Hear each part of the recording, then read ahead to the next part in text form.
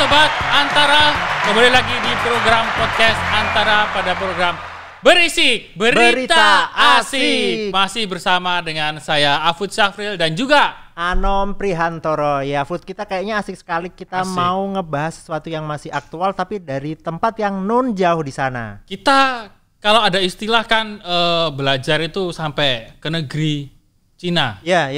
Nah makanya kita ke Malaysia. Loh, kok bisa? Kita transit disuruh dulu. transit dulu ya? Yoi. Ceritanya pesawatnya nggak pesawat langsung kayaknya ya? Enggak, nah ini sudah ada salah satu bintang tamu kita atau narasumber kita hari ini adalah Mas Irfan Ilmi, yaitu Kabiro Antara di Beijing. Yang mewakili liputan di area Republik Rakyat Cina ya. Nah, mungkin kan dulu di sana salah satu epicentrum global pertama ya. Halo Mas Irfan, gimana kabarnya? Halo, alhamdulillah kabar saya baik. Nah, kalau dilihat nih Mas Irfan memang posisinya di Cina ya. Mas, orang-orang itu kok pada diem semua di belakangmu tuh nggak capek, Mas?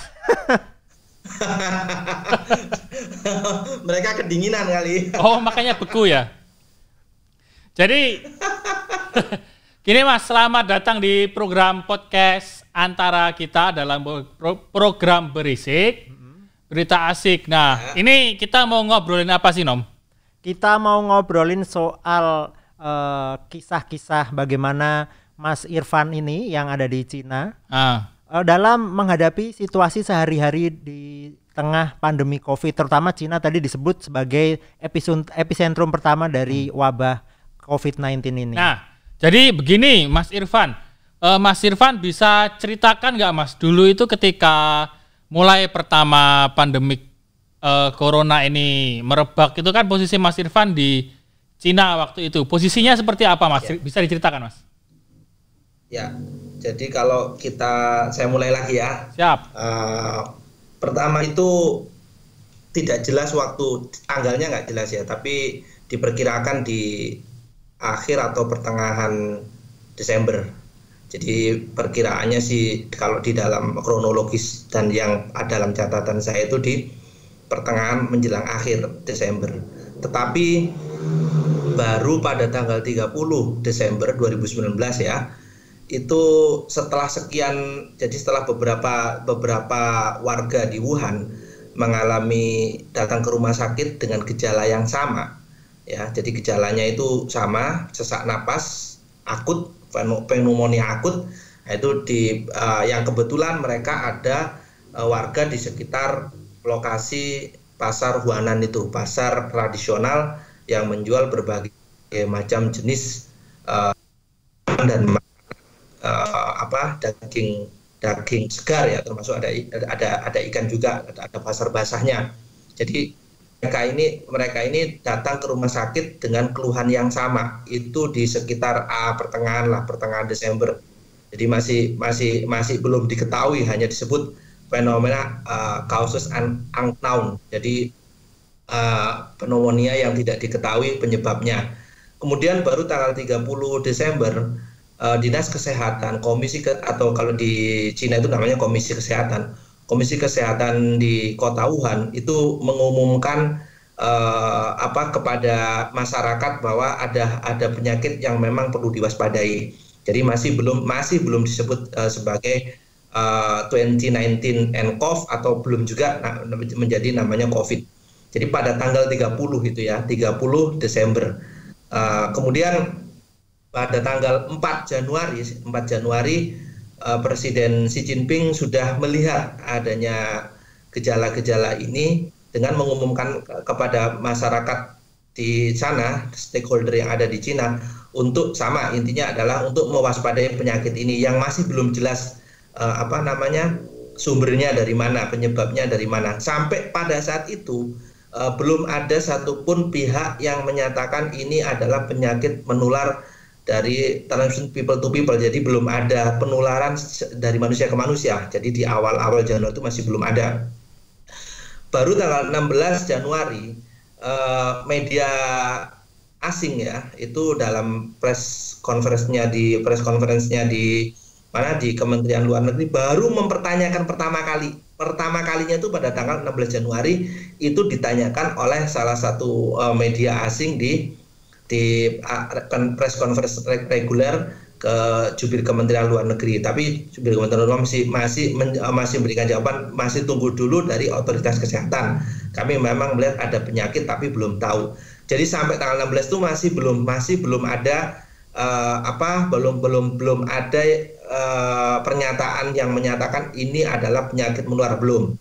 Baru pada tanggal 20 setelah Presiden Xi Jinping melakukan kunjungan ke Myanmar kalau nggak salah, itu pulang ke Beijing, baru menyatakan bahwa ini penyakit serius sehingga pihaknya butuh perhatian dari semua dunia internasional termasuk dari WHO. Nah, dari situlah kemudian tidak lama kemudian WHO sudah memberikan supervisi pada tanggal 20 Januari selama sekitar 2 hari, masih tambah waktu 1 hari lagi, 23 Januari itu kalau nggak salah hari terakhir supervisi bagaimana untuk mengkarantina virus itu tidak menyebar kemana-mana. Maka pada tanggal 23 Januari itulah yang disebut masa-masa genting dari wabah ini dengan melakukan lockdown di kota Wuhan. Jadi pada tanggal 23 Januari pada saat itu saya kebetulan sedang melakukan tugas liputan ya, mestinya saya harusnya pada tanggal 22 saya sudah berangkat dari Beijing mau menuju ke Shanghai pada saat itu, karena ada dapat penugasan khusus dari teman-teman teman-teman di divisi di redaksi Kesra ya waktu itu. Mungkin kalau Afud di redaksi Kesra mungkin tahu ada semacam tugas liputan khusus tentang penanggulangan banjir di Jakarta. Kemudian yang dijadikan perbandingan adalah Shanghai. Nah itu saya dalam perjalanan ke Shanghai sebenarnya, tapi belum sampai Shanghai itu saya berhenti dulu di ada nama kota Tianjin untuk memantau pergerakan arus mudik, karena pada saat itu yang perlu kita ketahui bersama adalah pada tanggal 23 Januari itu H-2 Lebaran Imlek ya. Dimana mulai tanggal 20 dimana mulai akhir tahun ya, itu masyarakat sudah akhir tahun sampai awal tahun itu masyarakat sudah mulai banyak yang melakukan mudik bersama. Perlu diingat, mudik terbesar di dunia itu adalah mudik pada saat Imlek, di mana ada ratusan juta trip. Jadi kalau kereta api setempat itu operatornya itu menyebutnya itu trip ya, trip itu perjalanan. Jadi ada 200 sampai 400 juta trip perjalanan kereta seluruh wilayah Cina. Kalau dulu kan diberitakan bahwa dalam beberapa kesempatan digambarkan masyarakat di Cina itu banyak yang pingsan mendadak, jatuh di jalan dan sebagainya. Itu benar nggak sih Mas kondisi di sana waktu itu seperti itu? Ya, kawan-kawan di antara yang kebetulan dia membidangi anti hoax itu ya sudah menurunkan laporan mengenai orang yang berjatuhan di jalan. Saya udah baca itu, teman-teman itu bikin kalau yang orang-orang di jalan sampai pingsan itu sebenarnya bukan kondisi sebenarnya di Wuhan. Itu bisa mungkin teman-teman bisa melihat, pemirsa antara TV podcast ini juga bisa melihat, nanti dicoba dilihat di berita-berita anti hoaxnya antara itu ada. Cuman kalau yang ada tenaga medis menangis ya kan, kemudian ada dokter, pernah lihat kan ada dokter sampai pingsan itu ya di lift. Nah itu memang diakui oleh salah satu profesor di Cina sana, karena pada saat itu bisa dibayangkan orang sudah mulai pada tanggal-tanggal itu ya, orang sudah mulai libur ya. Yang perlu diingat, mungkin kita kalau di Indonesia itu ada yang namanya libur kayak kemarin lah, libur Idul Fitri, Lebaran ya, libur Lebaran, di mana posisi rumah sakit itu tidak full tim. Kemudian ada berdatanganlah ratusan pasien yang terus penerus datang ke rumah sakit secara bergelombang, sehingga jumlah antara pasien dan tenaga medis itu tidak berimbang. Nah disitulah terjadi suatu kewalahan yang tingkat kestresan yang sangat tinggi ya. Pada saat itu tingkat stresnya tinggi banget pokoknya, sehingga baru di tanggal kalau nggak salah H+2 25 atau 26 Januari ya, 25 Januari itu pas hari hanya Imlek ya, sekitar jam tanggal 27 kalau nggak salah 27-28, baru Perdana Menteri Cina menginstruksikan untuk mengirimkan petugas medis supaya mengatasi untuk mengatasi ini tadi, kejenuhan petugas medis yang ada di Wuhan sana. Jadi pada saat itu dikirimlah beberapa petugas medis dari berbagai provinsi di Cina untuk membantu petugas medis yang ada di Wuhan. Disitulah mulai lagi diatur yang namanya kerja shift. Tadinya enggak, orang sampai 2 hari, 3 hari. Ya bisa dibayangkan dengan penyakit keluhan yang sama. Mereka betapa kewalahan ketika ratusan orang datang terus-menerus dengan penyakit yang sama itu. Itu sudah dinyatakan sebagai epidemi kalau di Cina waktu itu ya, sebagai epicentrumnya adalah di Wuhan itu. Mas, emang anom bau ya Mas, kok sampean tutup hidung? Cina ketika petugas medis kewalahan, kalau yang orang berjatuhan itu bukan terjadi di Wuhan. Mas, gimana? Emang ini kita bau ya sampai Mas Irfan hidungnya ditutup-tutup pakai tangan nih. Gimana? Diulangi lagi. Enggak, ini. Enggak Was, bercanda. Apakah anom ini bau? Kok hidungnya ditutup Mas Irfan? Mas Irfan kok tangannya nutupin hidung? Emang kita bau? Betul, anom kelihatan ininya saja soalnya. Oke. Kelihatan tuh. Nah, cuman saya nggak mau nongol memang Mas. Ya. Oh iya Mas Irfan, aku mau nanya nih. Mas Irfan kan di sana di Cina. Boleh. Itu kan awal-awal Desember, di pertengahan Desember belum diketahui itu ada infeksi virus dan virusnya belum diketahui itu corona baru ya.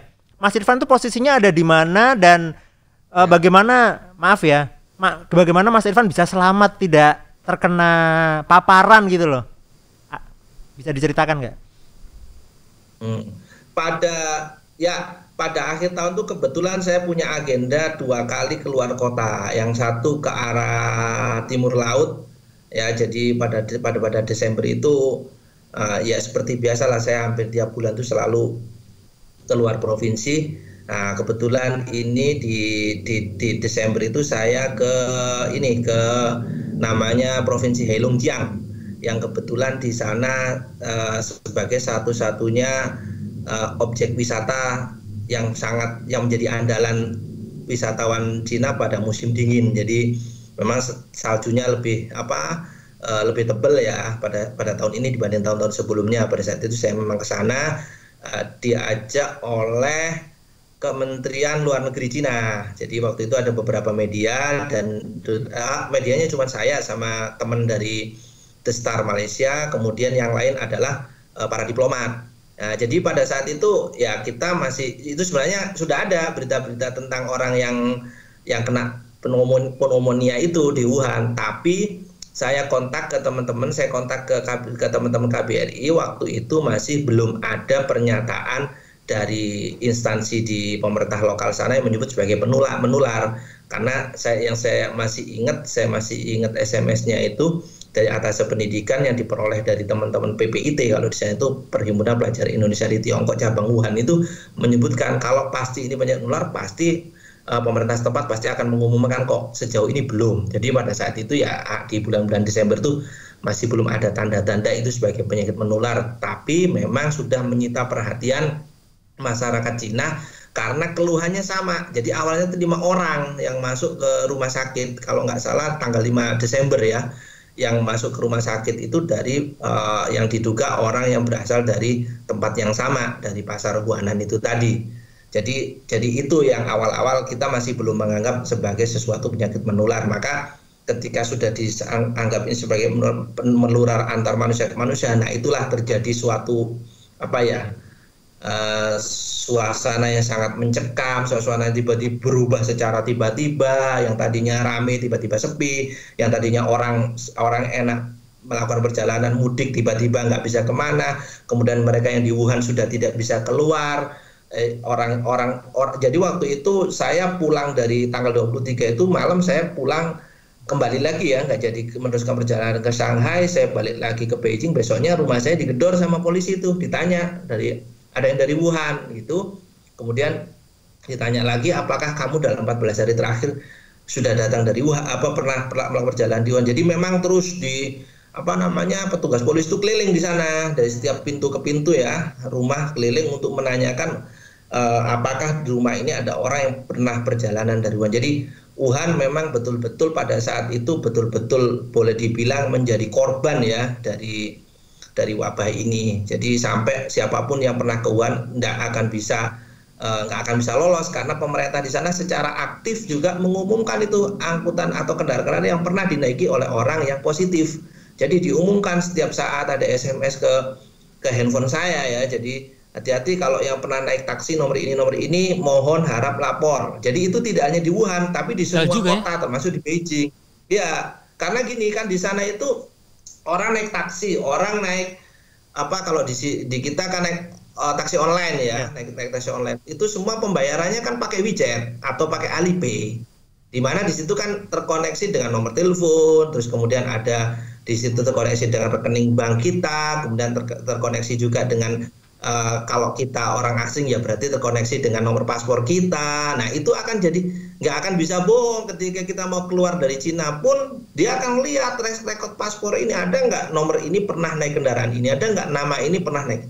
Itu yang saya sebut bahwa ketika ketika orang-orang mau bepergian pun tidak akan bisa terlepas dari data yang sudah, bahkan pesawat juga ada, termasuk bus yang mengantar. Biasanya kan ada bus dari terminal bukan dari terminal, dari ruang tunggu itu loh, kalau mau ke pesawat itu kan ada transit, bus ya? Itu juga sudah terrekod juga. Kemudian macam-macam lah, macam-macam semua alat transportasi ada, termasuk kereta, nomor gerbongnya, nomor kursinya, awas ya nomor gerbong ini, di nomor kursi ini ada yang kena, entah itu mereka mati atau enggak, memang nggak disebutin, namanya juga nggak disebutin, tapi harus lapor.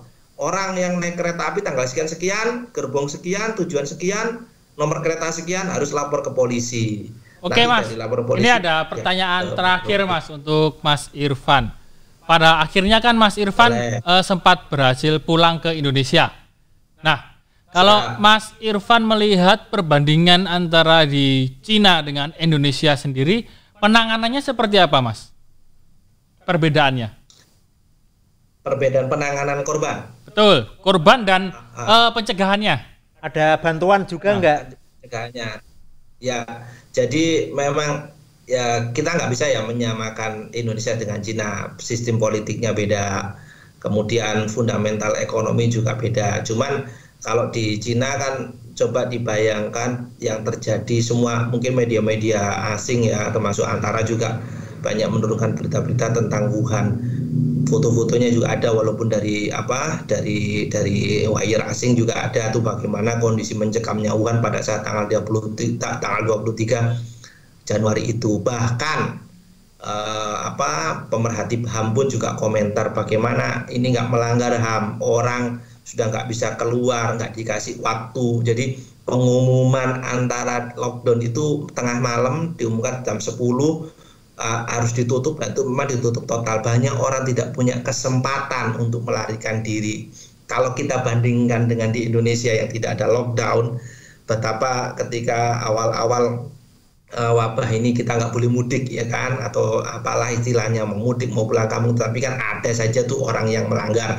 Tentu dari segi pengamanannya sangat jauh berbeda, karena di Wuhan sendiri begitu di lockdown yang paling parah itu memang di Wuhan ya, karena dia episode pertama ya, kasus pertama itu. Jadi pertama kali itu memang melibatkan militer. Jadi jangan berharap ada orang bisa lewat jalan tikus karena semuanya penjagaan ketat. Ada satu kasus ya yang pernah saya tulis di buku saya mengenai seorang warga Beijing yang sempat lari, sempat bisa jadi seorang perempuan Beijing ini adalah narapidana kasus korupsi yang kebetulan bebas pada tanggal-tanggal atau Wuhan masih di lockdown. Kemudian dia dijemput oleh petugas, oleh keluarganya, kemudian diizinkan oleh petugas penjaranya, akhirnya dia lolos sampai di Beijing. Ternyata di Beijing positif. Apa yang terjadi? Dari situ akhirnya semua petugas, mulai dari petugas penjara yang di Wuhan, petugas kepolisian di jalanan, baik di perbatasan, dimanapun kena semuanya dipecatin. Jadi kalau kita melihat dalam penegakan disiplin hukum di Cina sangat ketat dalam terkait dengan COVID ini. Jangan pernah ada orang yang menentang kebijakan pemerintah dalam menerapkan peraturan yang ketat tentang COVID. Sudah banyak korban, wali kota, gubernur sudah dipecat karena dianggap tidak berhasil dalam mengendalikan itu, diganti oleh yang baru. Memang di sana partainya sangat powerful sekali ya. Partai Komunis Cina itu sangat powerful, dia hanya satu-satunya partai yang berkuasa di sana. Itu yang sehingga semua kebijakan top down dari atas ke bawah itu sangat-sangat tegas. Bahkan sudah ada korban hukuman mati juga ada karena dianggap melawan petugas yang sedang memblokade jalan. Itu terjadi di daerah Yunnan, di provinsi Yunnan ya, yang berbatasan sama beberapa negara ASEAN ya.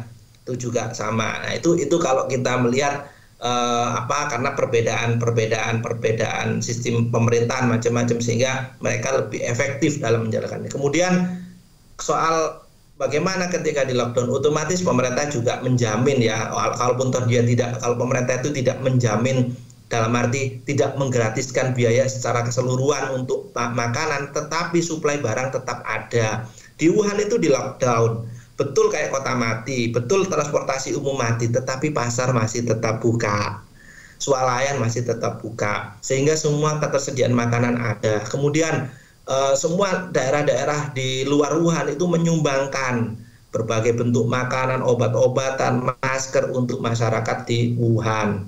Jadi memang, jadi saya katakan memang itu tidak semuanya gratis, ada yang gratis, ada yang tidak, tetapi ketersediaan kebutuhan pokok itu sangat terjamin. Jadi walaupun dia di dalam, tapi tetap nggak ada yang mati kelaparan, nggak ada yang gini, nggak ada yang kekurangan pangan, kekurangan apa. Kalau masker iya sempat mengalami kekurangan karena sekali lagi produksi masker pada saat itu yang dibutuhkan adalah 200 juta, produksi yang tersedia baru 60 juta, sehingga mereka karyawan perusahaan masker ini dan alat kesehatan pendukung anti COVID ini dipanggil semua itu, dipanggil, ayo yang tadi mudik kita kerjain lagi dengan honor kerjanya yang tadi 4 kali lipat dari hari-hari biasa. Jadi seperti itu waktu awal-awal di Wuhan cara penanganannya. Kemudian yang lebih penting lagi, Afud dan Anom ya, yang lebih penting lagi adalah pola peliputan. Di sana betul-betul satu namanya pernyataan tentang COVID itu betul-betul satu pintu. Jadi kalau nggak petugas NHC-nya di Wuhan setiap sore itu juga jumpa pers di sana. Bagi media-media asing yang memang dilarang untuk ke Wuhan, disediakanlah seperti biasa di Kementerian Luar Negeri dari sana pernyataan-pernyataan itu. Jadi tidak pernah ada yang namanya kasus COVID di sana itu peliputnya atau pewartanya itu mendatangi rumah atau sampai menanya, nanti menyebutkan nama dari si pasien positif. Jadi nggak, kalau di kita kan sampai dikejar-kejar rumahnya yang mana gitu kan ya. Di sana nggak akan ada. Terus namanya siapa enggak.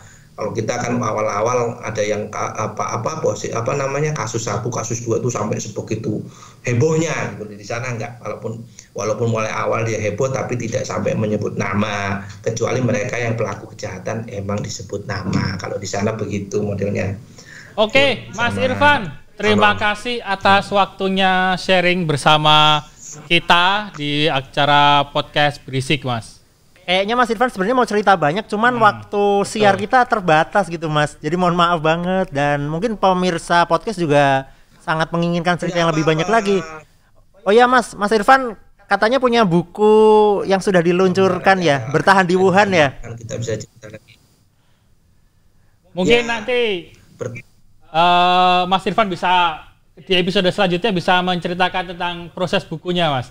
Nah ini Mas, bukunya hilang. Kena green screen. Coba ditaruh di depan mukane. Nah, Bertahan di Wuhan. Ini ada cerita-cerita tentang mulai dari sebelum kejadian sampai Wuhan status lockdown Wuhan dicabut, ada semua di sini. Pantas ceritanya lengkap banget tadi. Oke, Mas Irfan, terima kasih. Nanti kapan-kapan bisa kita sambung lagi ngobrol dengan Mas Irfan. Dadah dulu Mas Irfan, dadah ke kamera. Dadah ke kamera. Nah. Food, ternyata Mas Irfan tuh sebenarnya pengen cerita lebih panjang lagi soal bagaimana dia bertahan di Wuhan, di Cina, bagaimana dia dengan segala tetek bengeknya bisa bertahan di sana. Tapi kasihan, mungkin kita bau saya Mas Irfan. Iya, tadi awal-awal Mas Irfan kayaknya tutup hidung ya. Buat kumis palsu. Tapi akhirnya dia menyadari bahwa ada sesuatu yang nggak perlu ditutupi karena dia harus percaya diri, karena dia punya buku yang bagus sekali. Ini sudah beredar di toko online. Sudah, judulnya Bertahan di Wuhan. Ini sebuah kesaksian wartawan Indonesia, wartawan Antara di tengah pandemi corona. Kalau aku di sana mungkin buat buku juga. Bukunya apa itu bakalan? Buku Yasin. Pasrah Ngeri amat. Yasin kayak orang mau sekian hari Iya. setelah meninggal gitu. Jadi terlihat jelas bahwa perbedaan ya penanganan kita nggak bicara baik buruk. Mungkin karena waktu itu Cina lebih siap duluan. Bahkan mereka kan bisa melacak kan dari nomor telepon ketika sudah naik public transport yang lain seperti apa itu bisa dilacak. Nah, sedangkan kita kadang kedisiplinan kita masih kurang dan memang kurang ketat juga dalam hal beberapa untuk pengawasannya. Jadi sehingga kadang kita lupa. Nah, sedangkan ketika di Cina sendiri ketika sudah menjadi epicentrum mereka langsung seketat itu. Bahkan beruntungnya Mas Irfan kan bisa selamat dan bisa dapat kesempatan untuk sebelum lockdown tadi ya. Dia pergi ke tempat yang lebih aman seperti itu. Tapi yang nggak kebayang di saya itu bagaimana segala aktivitas dia, beli apa, naik apa, dari mana kemana itu bisa direkam pemerintah ya. Betul. Kalau di kita kayak gitu bisa di demo tuh. Woi, identitasku. Misalnya aku yang jadi kabiro di sana tadi posisinya misalnya diketok polisi kan. Aku nggak ngerti dia ngomong apa. Dikira mau ngasih sesuatu katanya iya aja. Tapi kalau Mas Irfan sebagai kabiro di Beijing sana, di Cina sana, dia bisa 3 bahasa loh. Bisa bahasa Inggris, bahasa Arab, sama bahasa Mandarin. Bisa ya? Dia pernah kuliah di Taiwan. Nah, aku tadi khawatir kalau dia ngomongnya pakai bahasa Cina. Kita bingung nyari translate-nya ya. Kita bingung di sini. Nah, mungkin bentar. Kalau Afud kalau misalkan diketok itu kayaknya khawatir ya. Khawatir tuh debt collector. Bener sekali. Barang-barang saya juga kebanyakan barang Cina lagi. Ditagih nanti. Telat kamu ketawa.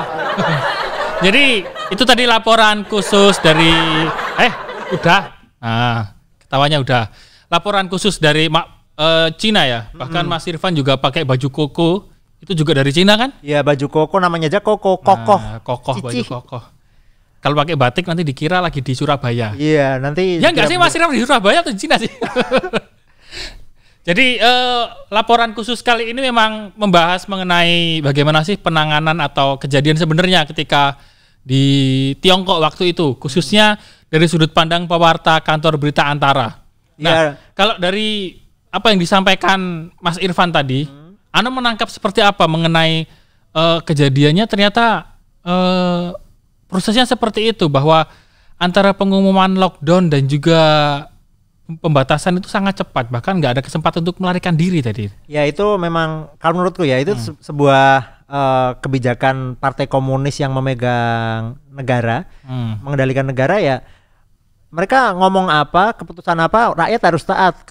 Rakyat taat pun mereka karena takut. Tapi lebih dari itu, yang dikhawatirkan itu sebenarnya awal-awal virus itu terdeteksi itu kita nggak tahu itu sebenarnya corona atau COVID-19. Karena awal-awal kan orang masih, ini orang pada kena penyakit pneumonia apa, gejalanya sama, tapi kok kayaknya penyakit baru. Orang-orang belum tahu, belum ada lockdown, belum ada masker, belum ada macam-macam deh. Nggak kebayang.